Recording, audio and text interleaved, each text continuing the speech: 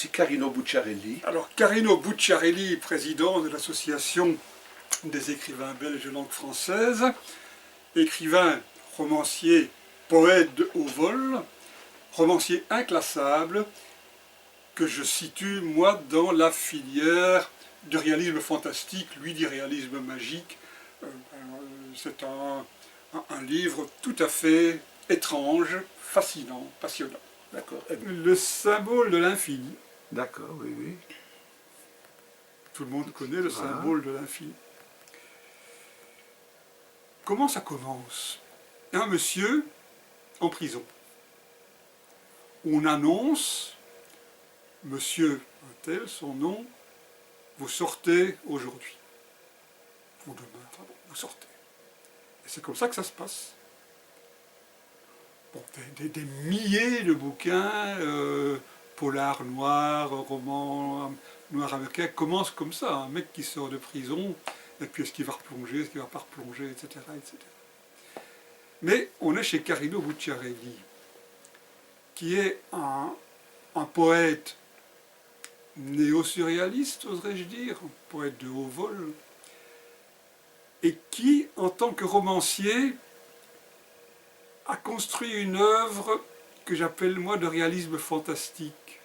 Lui dit réalisme magique, c'est à peu près la même chose. Je ne sais pas si tu te souviens du film de Delvaux, Un soir, un train, avec Anouk Aimée et Jean-Louis Trintignant.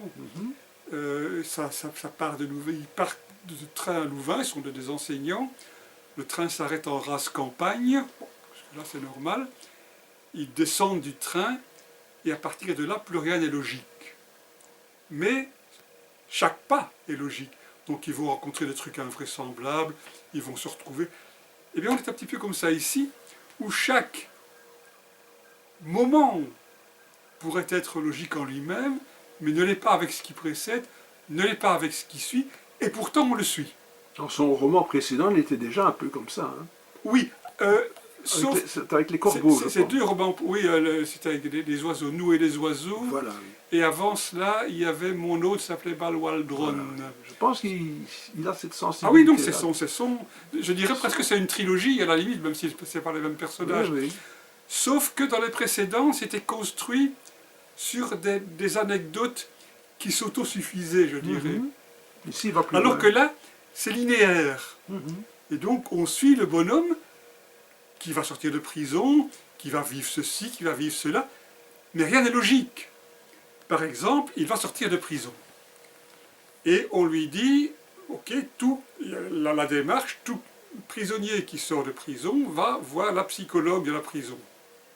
Mais il n'y a pas de psychologue à la prison. Il doit quand même aller voir la psychologue de la prison. Et donc il va dans un bureau où le reçoit cette psychologue qui n'existe pas. Et bon, et puis il s'en va. Et puis on apprend incidemment que tantôt il avait des compagnons de cellule avec lesquels il s'entendait plus ou moins bien. Tantôt il est seul dans cette prison qui a été construite exclusivement pour lui. Il a été condamné à 7 ans de prison. Il est le seul à savoir pourquoi. Ces juges n'ont aucune idée de ce qu'il a commis, mais lui sait ce qu'il a commis, etc., etc. Et donc il sort de la prison, une voiture s'arrête, c'est un taxi, et conduit le taxi, la psychologue qui vient de rencontrer. Et puis elle l'emmène voir sa mère qui est morte pendant qu'il était en prison. Et puis il va prendre un verre, et dans la ville, tout le monde a le même visage. Enfin, on est dans des situations absolument invraies. Mais tout ça, on adhère à ce qu'il vit. Et finalement, tout cela se résume dans la quête de l'infini, du symbole de l'infini. Et notamment, ils vont rouler sur une route qui n'aura jamais de fin. Ils vont arriver à un hôtel où ils ne sont jamais allés, mais où tout le monde les connaît. Un hôtel avec un nombre infini de chambres, mais qui est complet. Ils n'ont pas réservé, bien évidemment. Qu'à cela ne tienne, puisqu'il y a un nombre infini de chambres, la personne de la chambre 1 va aller à la chambre 2, qui va aller à la chambre 3, qui va aller à la chambre 4, etc. Et donc, c'est toujours possible, puisqu'il y a un nombre infini de... Et on est comme ça dans des ratiocinations qui pourraient être ennuyeuses, si ce n'était la plume magique De Carino. de Carino.